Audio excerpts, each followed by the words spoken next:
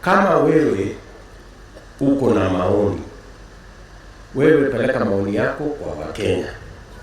Hakuna haja ya kumuumiza mwenzako eti kwa sababu amekushinda kwa maoni ama kwa utendakazi. Na wauliza wote wanaohusika, ni jambo mbaya sana kama tutatumia askari polisi kuumiza wananchi wasio na hatia eti kwa sababu wako na maoni tofauti ya kisiasa. Nchi ya Kenya ni nchi ya demokrasia. Kila mmoja wetu ako na haki ya kuwa na maoni na kuendesha hiyo maoni iwafikie Wakenya kila sehemu.